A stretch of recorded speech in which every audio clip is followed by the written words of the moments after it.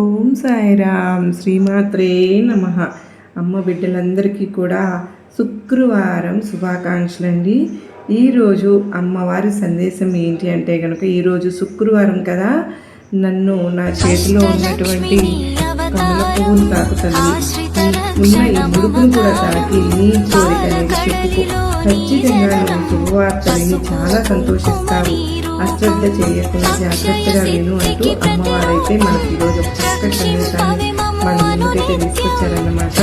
అమ్మవారు ఇలా ఎందుకు చెప్తూ ఉన్నారు అనేది మనం అమ్మవారి మాటల్లోనే తెలుసుకున్నాము. అమ్మవారు ఈ వీడియోని మొదలుపెట్టే ముందు ఒక చిన్న రిక్వెస్ట్ అండి. ఈ సందేశాన్ని చూస్తున్న వాళ్ళు అందరూ కూడా మన సందేశానికి తప్పకుండా లైక్ చేయండి. మరికొంతమంది అమ్మ బిడ్డలకు మీరు షేర్ చేయడానికైతే ప్రయత్నం అయితే చేయండి ఫ్రెండ్స్. కొత్తగా మన ఛానల్ని ఎవరైతే చూస్తూ ఉన్నారో కనుక సబ్స్క్రైబ్ చేసుకుని కొంచెం సపోర్ట్ అయితే చేయండి. ఇక అమ్మవారి సందేశాన్ని విందామా. మరి ఈరోజు అమ్మ గత వారం రోజుల నుండి కూడా నువ్వు చాలా దిగులుగా ఉంటూ ఉన్నావు తల్లి. అన్నింటికీ కూడా సమాధానం నీకు ఈరోజు శుక్రవారం రోజు ఖచ్చితంగా దొరికే తీరుతుంది. నన్ను తాకావు కదా, ఖచ్చితంగా నీ కోరిక అనేది ఎల్లవేళలా కూడా నెరవేరుతుందని నీకు నేను మాట ఇస్తూ ఉన్నాను. ఈరోజు ఉన్నదానికోసం నువ్వు ఏడవకు. ఎందుకంటే రేపు పరిస్థితులు ఇలాగే ఉండవు కదా, ఇది నిరంతరం మారుతూ ఉంటుంది. ఇది ప్రకృతి ధర్మం. ఈరోజు విచారంగా ఉంటే రేపు సంతోషంగా ఉంటారు. నీవు నీ కర్తవ్య ధర్మాన్ని నిర్వర్తించు, అంతా నేను చూసుకుంటాను. నువ్వు ఎప్పటికీ కూడా చింతించవద్దు. మనుషుల స్వభావం చాలా అంటే వ్యతిరేకంగా ఉంటుంది, కానీ నువ్వు మంచిగా ఉంటే మంచిగాను, చెడుగా ఉంటే చెడుగాను ఉంటుంది. అందుకేనమ్మా, అందరితోనూ మంచిగా మెలుగు. వాళ్ళు ఎలా ఉన్నా పర్వాలేదు. నీపై ప్రేమను కానీ ద్వేషాన్ని కానీ ఏది చూపించినా పర్వాలేదు, కానీ నువ్వు మాత్రం ఎప్పుడూ ప్రేమగా ఉండు. నువ్వు కోరుకున్నవన్నీ నేను ఇవ్వడం మొదలు పెడితే నీవు ఈ పాటికి పూర్తి ఆపదలో చిక్కుకొని ఎన్నో బాధలను అనుభవిస్తూ ఉండేవాళ్ళు. కనుక నీకు మంచి చేయడం కోసం నాకు తెలీదా? అందువల్ల నీకు మంచి కలిగించేది ఏదో దాన్ని మాత్రమే నేను నీకు ఇస్తూ ఉన్నాను. ఈ శుక్రవారం రోజు నువ్వు ఎవరికైనా సరే ఒక్క 5 మంది పిల్లలకు ప్రసాదం పెట్టు. వాళ్ళల్లో నేను ఖచ్చితంగా ఉంటాను. ఈ విషయాన్ని నువ్వు మర్చిపోకుండా జాగ్రత్తగా చెయ్యి. ఒకవేళ నువ్వు మరచిపోయి చేయలేకపోయినా పర్వాలేదు, కానీ నేను ఎల్లవేళలా నిన్ను రక్షిస్తూ ఉంటాను. కాలం ఎప్పుడూ ఒకేలా ఉండదు కదా. తల పొగరుతో తిరిగిన వారికి తల దించుకునేలాగా చేస్తుంది. తల దించుకుని బ్రతికిన వారిని ధైర్యంగా బ్రతికేలాగా చేస్తుంది. నిన్ను చూసి ఎవరైనా ఎగతాళి చేసినా పర్వాలేదు, నువ్వు మాత్రం నిదానంగా ఉండి వాళ్ళపై ప్రతీకారం తీర్చుకోవడానికి ఎప్పుడూ కూడా ప్రయత్నించకు. చాలా నెమ్మదిగా నిదానంగా ఉండి నీ కర్తవ్యాన్ని నువ్వు నిర్వర్తించి నీ విజయంతోనే వారికి బుద్ధి చెప్పాలి, సరైన సమాధానం ఇవ్వాలి. ఎవరు నిన్ను ఎంతగా ఇబ్బంది పెడుతూ ఉన్నారో నాకు తెలియదా చెప్పు. నీవు పడుతున్న ఈ యొక్క కష్టానికి తగిన ప్రతిఫలాన్ని నేను త్వరలోనే అందిస్తాను. మీ జీవితంలో సుఖ సంతోషాలు విరుస్తాయి. నీవు పడుతున్న ఏ కష్టంలో అయినా సరే ఎవరినైనా నిందించవచ్చు, కానీ అందరి యందు ప్రేమను దయను కలిగి ఉండాలి. అప్పుడే మనము ఎంతో సంతోషంగా ఉండగలుగుతాము. ఎప్పుడు కూడా శ్రద్ధ సబూరిలను అలవరుచుకుంటూ జీవితాన్ని సంతోషమయంగా చేసుకోండి అని చెప్తూ ఉంటాను. జీవితం నీది, జీవించాల్సింది కూడా నువ్వే. గెలుపు కూడా నీదే, ఓటమి నీదే. మరి పడి లేవాల్సింది కూడా నువ్వే కదా. బాధను భరించవలసింది నువ్వే, ధైర్యం చెప్పుకోవాల్సింది నీకు నువ్వే. ఇతరులు చోద్యం చూసి చెప్తారు, కానీ వీలైతే ఎగతాళి కూడా చేస్తారు. ఇతరులను నువ్వు ఎప్పటికీ కూడా పట్టించుకోవద్దు. ఈ సాయి నీకు ఇవన్నీ శ్రద్ధగా విను. చెప్పే సందేశాలు నీ మనసులో ఒక ఆలోచన ఉంది కదూ, అది జరుగుతుందో లేదో అన్న ఆలోచనను విడిచి శ్రద్ధగా గనక నాపై విశ్వాసాన్ని గనక ఉంచుకుంటే పూర్తిగా నేను నీ కోరికలు నెరవేర్చడానికి, ఆపద నుండి బయటపడవేయడానికి నీకు నేను ఉన్నాను. తల్లి, నీ చల్లని చూపు నాపై ఉండాలి దుర్గమ్మ. కానీ ఎప్పుడైనా నువ్వు బాధపడుతూ ఉంటావు. నిజమే, నువ్వు అడిగిన ప్రతి కోరిక చాలా న్యాయమైనది, కానీ ఆ కోరిక నెరవేరడానికి కొద్ది సమయం మాత్రమే ఉంది. వేచి ఉండు. తీయటి కాలం కోసం నువ్వు వేచి ఉండాల్సిన పని ఉంటుంది కదా. ఎందుకు నువ్వు అంత బాధ? నీకు మనసులో బాధను పక్కన పెట్టి నీకు ఇష్టమైన దైవం పట్ల బాబా అవని, శివయ్య అవని, అమ్మవారు అవని, వెంకటేశ్వర స్వామి అయినా సరే, నువ్వు ఎవరిపైన నమ్మకం పెట్టుకున్నావో వాళ్ళే నిన్ను కాచి కాపాడుతూ ఉన్నారు, కాపాడుతారు కూడా. మరి ఆ దైవమే కదా నిన్ను కాపాడుతుంది. అప్పుడే అంతా ఆయనే చూసుకుంటారు కదా. నేను ఇవ్వడానికి ప్రతిదీ కలిగి ఉన్నాను, కానీ నేను నీకు అన్నీ ఇవ్వలేను. మీరు మంచి చెడు ఏమిటో నాకు మాత్రమే తెలుసు.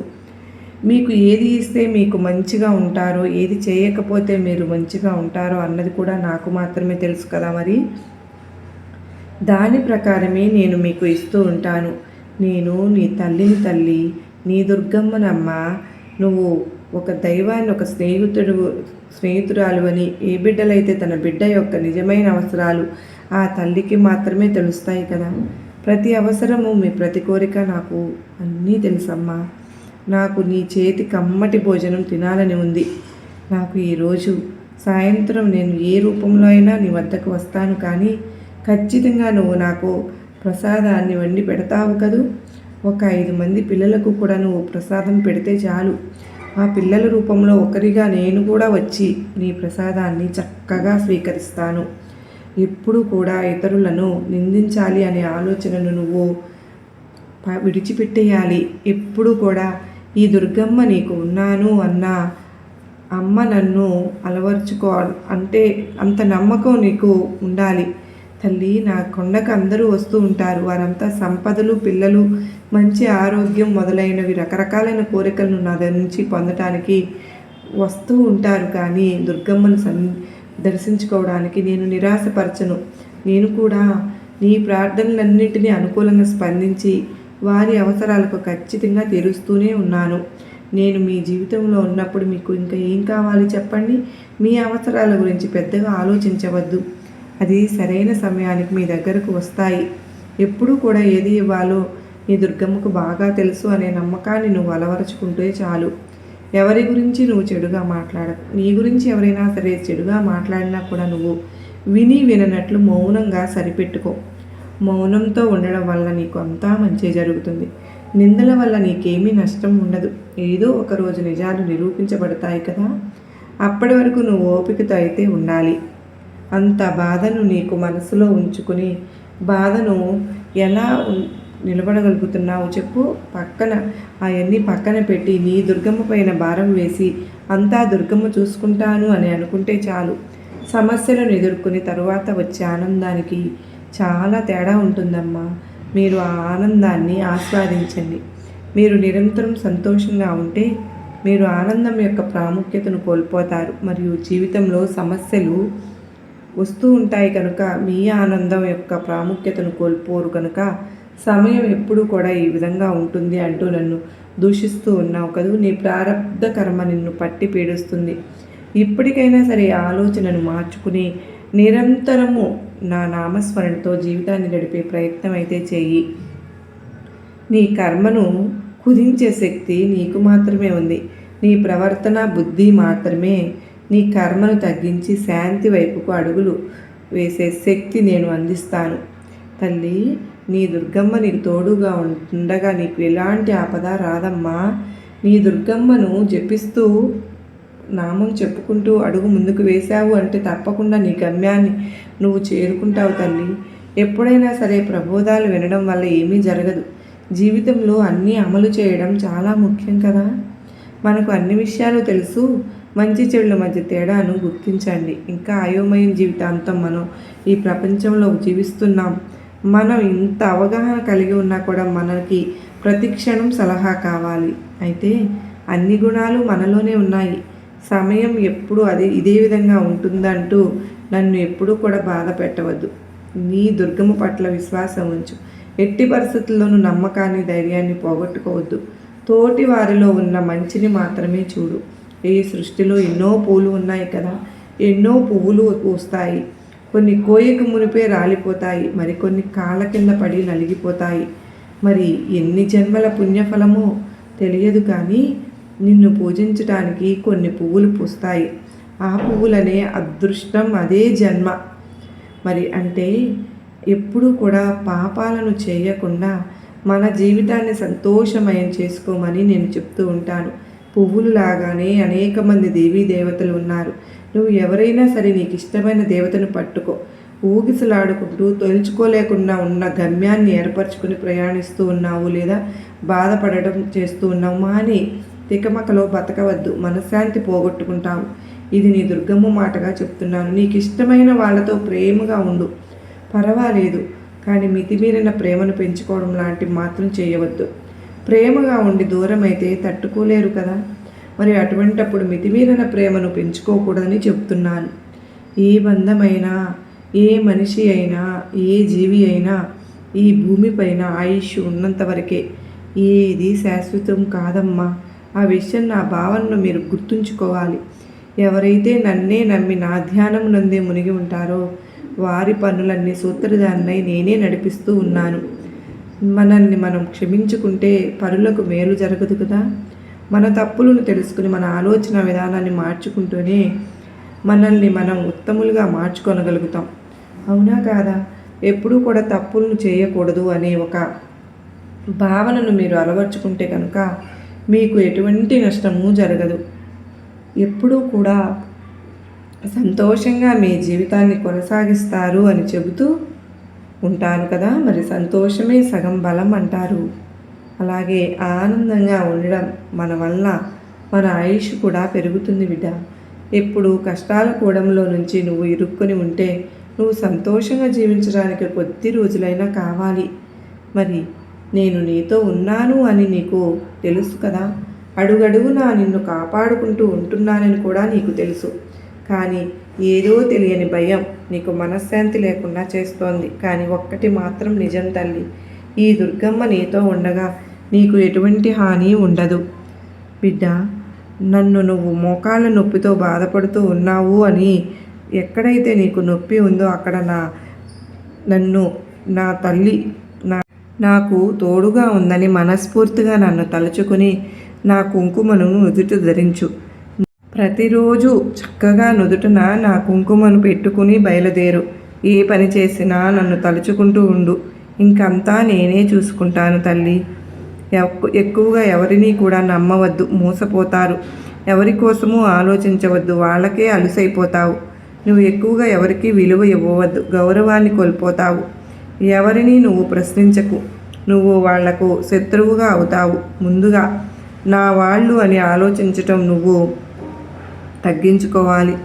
ఎవరి నుండి ఏమీ ఆశించకుండా ఉంటే కనుక నీ జీవితం అనేది చాలా సంతోషంగా ఉంటుంది. ప్రతిరోజు కూడా నీ దుర్గమ్మకు చక్కెరను నివేదించు.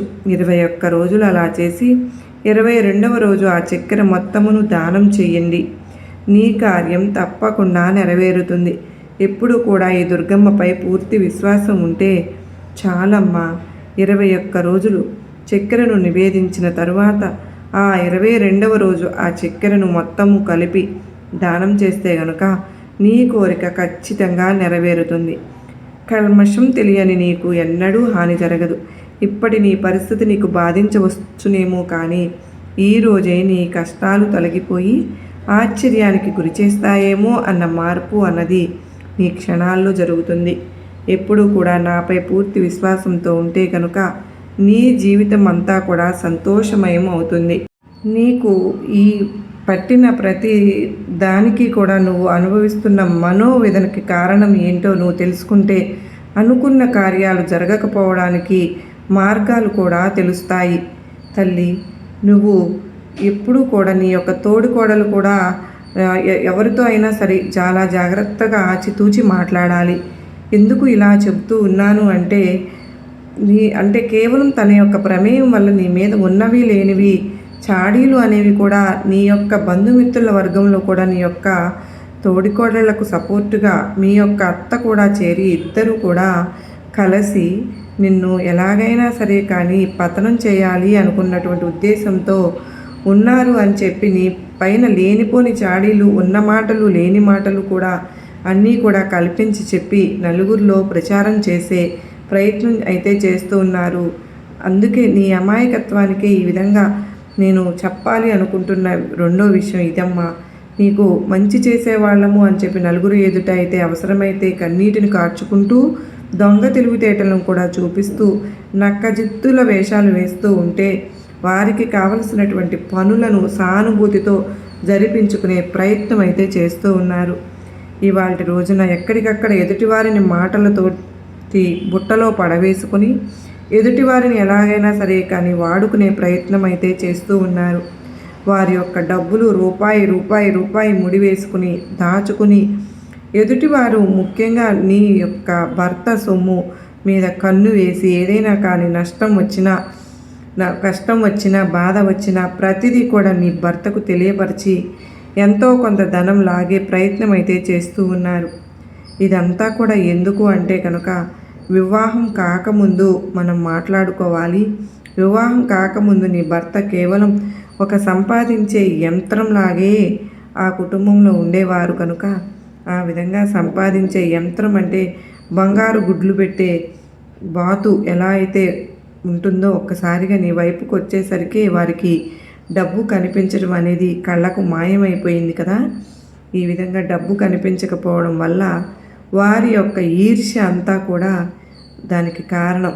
నిన్ను చేసుకోవడం వల్లనే కదా అన్నీ పోయినాయి అని చెప్పి నీ పైన లేనిపోని పగ అనేది పెంచుకుంటూ ఉన్నాను.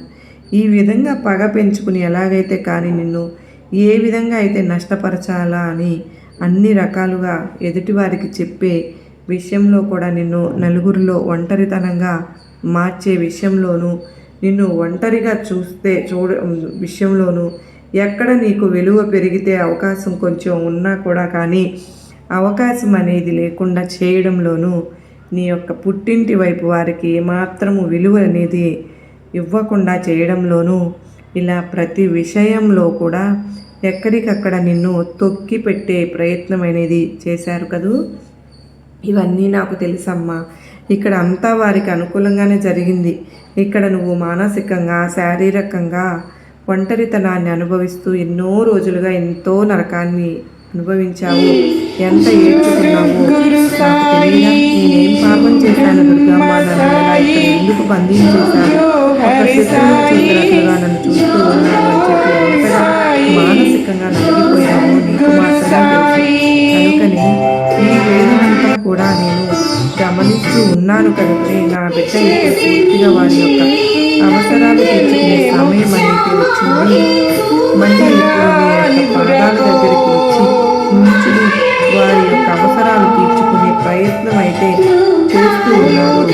ఇక్కడ నువ్వు వారికి ఏ విధమైన సహాయం చేయకపోయినా సరే నీ వ్యక్తి అంటే నీ యొక్క భర్త వారికి అన్ని రకాలుగా కూడా సహాయం చేయడానికి ముందుకు వెళ్ళారు. ఈ విధంగా వారు మళ్ళీ వారి యొక్క అవసరాలను తీర్చుకుని పక్కకు నెట్టేసే ప్రయత్నం అయితే చేస్తూ ఉన్నారు. దీనికోసం మీ ఇద్దరి మధ్య రకరకాలుగా గొడవలు అనేవి జరుగుతూ ఉన్నాయని, ఈ విధంగా గొడవలు జరుగుతూ ఉండడం వల్ల మీ ఇద్దరు గొడవ పడుతున్నారని ప్రతిసారి కూడా వారు పండగ వాతావరణాన్ని క్రియేట్ చేసుకుంటూ ఉంటే నీ దుర్గమ్మ చూస్తూ ఎలా ఊరుకుంటాను. ఇక్కడ ఏది ఏమైనప్పటికీ కూడా నష్టపోతున్నది నువ్వు కనుక నీ కుటుంబం నీ బిడ్డలు ఇక్కడ నువ్వు ఆలోచించవలసింది ఒక్కటేనమ్మా తల్లి.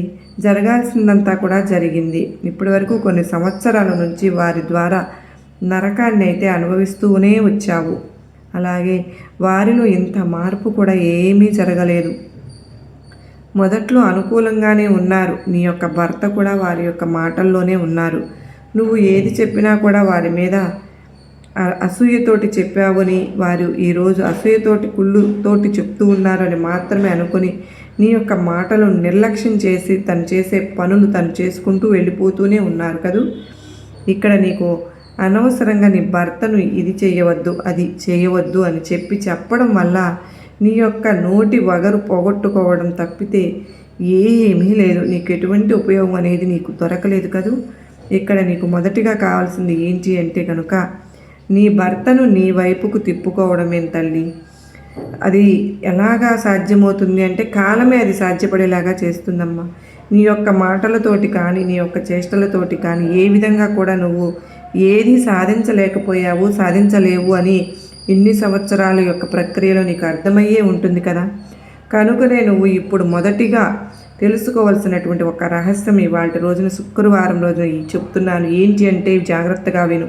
నువ్వు గొడవ పడడం వల్లనే కదా, లేదంటే కనుక నువ్వు నలుగురిలో దానివల్ల పెద్దగా అరవడం వల్ల నలుగురిలో, లేదంటే కనుక ఇంకా ఏ ఇతర కార్యాలు చేయడం వల్ల ఎదుటి వారిని నొప్పించే ప్రయత్నం అనేది నేను చేస్తున్నాను అని చెప్పి నువ్వు తెలివిగా బిహేవ్ చేస్తున్నాను అనుకుని ఒక మాట అనడం వల్ల నువ్వు సాధించేది అంటూ ఏది కూడా లేదు.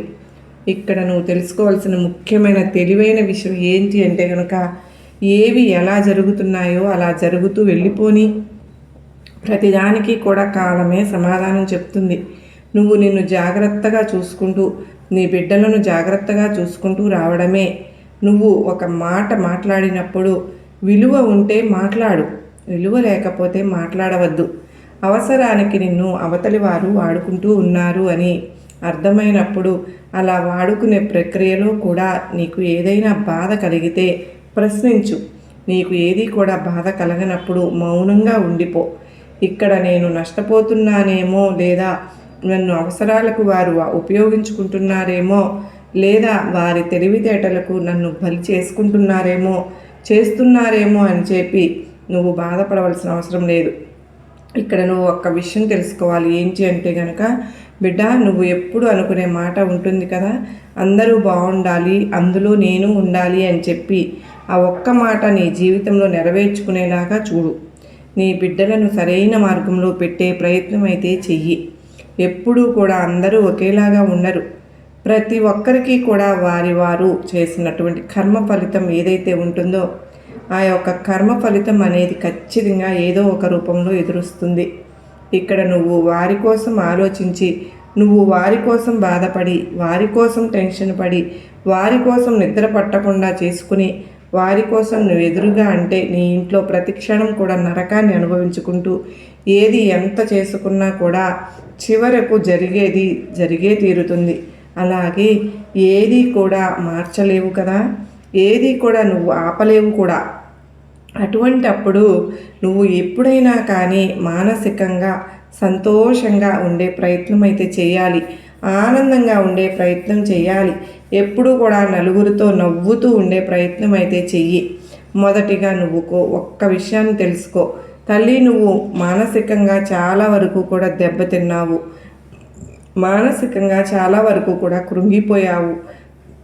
మానసికంగా నీ యొక్క మనసు కదిలిస్తే కన్నీటిని కార్చడానికి సిద్ధంగా కూడా ఉంది.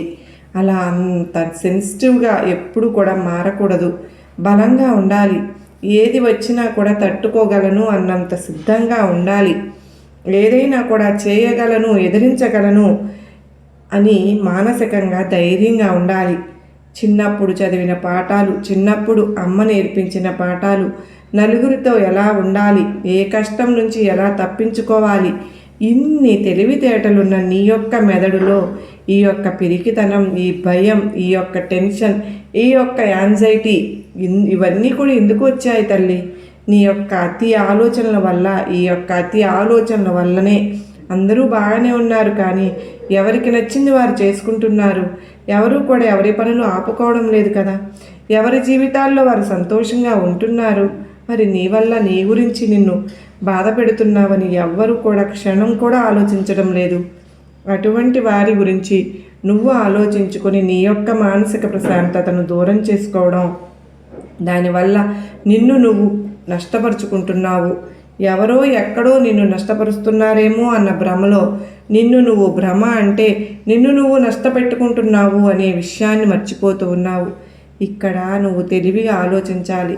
ఇక్కడ ఎవరికి కూడా శాశ్వతం కాదు, జస్ట్ అలా జరిగిపోతాయి అంతే. కొన్ని చూస్తూ ఉండాలి, కొన్ని చెవితో వింటూ ఆ చెవితో వదిలేయాలి. ఒక్కొక్కసారి మౌనంగా ఉండాలి, ఒక్కొక్కసారి ఏమి చేయలేనప్పుడు, అలవి కాని చోట అధికులం మనకు రాదు అనే సామెత ఉంటావు కదా. అటువంటివి కూడా మనసులో పెట్టుకుని నువ్వు ఎక్కడ ఈ క్షణం సంతోషంగా ఉన్నానా లేదా, ప్రతిసారి నేను చెప్పేది అదే తల్లి, ఈ క్షణం ఆనందంగా ఉన్నానా లేదా, ఈ క్షణం ఆరోగ్యకరమైనది తింటున్నానా లేదా, ఈ క్షణం నా శరీరాన్ని కష్టపెడుతున్నానా లేదా, ఈ క్షణం నా మనసును ప్రశాంతతను ఇస్తున్నానా లేదా, ఈ క్షణం హాయిగా నిద్రపోతున్నానా లేదా. ఇదే నువ్వు ఆలోచించుకోవాల్సింది. నీ బిడ్డలకు సరైన చదువు, సరైన తిండి, సరైన ఆరోగ్యం, సరైన నిద్ర అందిస్తున్నానా లేదా.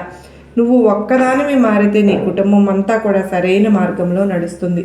నువ్వు ఒక్కదానివి మెంటల్గా డిస్టర్బ్ అయితే కుటుంబం అంతా కూడా డిస్టర్బ్ అయిపోతుంది.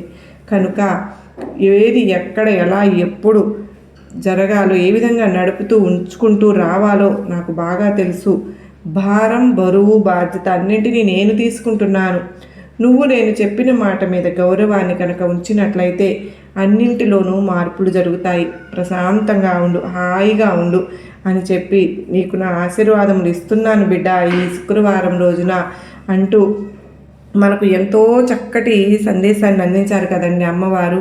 మరి ఆ బాబావారితో సహా అందరినీ మనం చక్కగా చూడడం అయితే జరిగింది. అమ్మవారికి ఈరోజు కృతజ్ఞతలు తెలుపుకుంటూ ఆ సాయినాథుని కృపా కరుణ కటాక్షములు అమ్మవారి ఆశస్సులు మనకు ఉన్నాయి కనుక మనం దేనికి గురించి కూడా దిగులు పడవలసిన అవసరం అయితే లేదండి. మనం ఎప్పుడు కూడా మన అమ్మవారు బాబావారు మనం ఎవరినైతే ఇష్టపడుతున్నామో మన భగవంతుడు మనకు తోడుగా ఉన్నప్పుడు ఇలాంటివన్నీ కూడా మనం చూసి భూతద్దంలో చూసి బాధపడటం భయపడడం అనవసరం అని అమ్మవారు మనకు తెలియజేస్తూ ఉన్నారు. మరి బిడ్డ అమ్మవారు చెప్పినట్లుగా నీ సాయి కూడా ఎన్నో మార్లు నీకు తెలియజేశాను, కానీ నువ్వే ఎక్కువగా భయపడుతూ ఉన్నావు. ఈరోజు అమ్మ చెప్పిన సందేశంలో అయినా అర్థాన్ని నువ్వు గ్రహించావా అంటూ మన సాయినాథుడు మనకు గొప్ప సందేశాన్ని అమ్మ ద్వారా మనకు అందించినందుకు నిజంగా మనందరం కూడానండి ఒక్కొక్కసారి ఏమనుకుంటామంటే, అయ్యో నా పిల్లలు దగ్గర నోటికాడి సొమ్ము వాళ్ళు వీళ్ళు తినేస్తున్నారే అని మనం బాధపడుతూ ఉంటాము. అటు మన భర్తకు చెప్పలేక ఎంతో దిగులు చెందుతూ ఉంటాం కదండి. మరి అమ్మ చూస్తూ ఊరుకుంటుందా చెప్పండి? మింగిందంతా కక్కడానికి అని బాబావారు ఎన్నోసార్లు కూడా చెప్తూ ఉంటారు. ఎవరైనా సరే మన సొమ్మును అకారణంగా తింటే ఎప్పటికైనా ఏదో ఒక విధంగా కక్కవలసిందే అని అమ్మవారు బాబావారు ఈరోజు మనకు గొప్పటి సందేశాన్ని అందించినందుకు నిజంగా ధన్యవాదాలు తెలియజేసుకుంటూ, మరి మనందరము కూడానండి మరలా అమ్మవారి సందేశాలను బాబావారి సందేశాలను మరికొంతమందికి కష్టంలో ఉన్నవారికి ధైర్యం చెప్పడానికి ఈ సందేశాల రూపంలో అందిస్తున్న వాటిని మనందరం కూడా షేర్ చేయగలిగితే వాళ్ళు కూడా వాళ్ళ జీవితంలో ఎంతో సంతోషంగా ముందుకు అడుగు వేయగలుగుతారన్న ఉద్దేశంతో ఈరోజు ఈ శుక్రవారం రోజున మనకు వచ్చిన ఈ సందేశాన్ని ప్రతి ఒక్కరికి కూడా షేర్ చేద్దాం ఫ్రెండ్స్. మరో చక్కని అమ్మవారి సందేశము బాబావారి సందేశాలను మనం చక్కగా వినే ప్రయత్నం అయితే చేద్దాము. మరి అంతవరకు ఆ సాయినాథుని అమ్మవారి కృపా కరుణా కటాక్షలు మనందరిపైన ఉండాలని మనస్ఫూర్తిగా మీ అందరి తరపున కోరుకుంటూ, సర్వే జనా సుఖినో భవంతు, లోకా సమస్త సుఖినో భవంతు.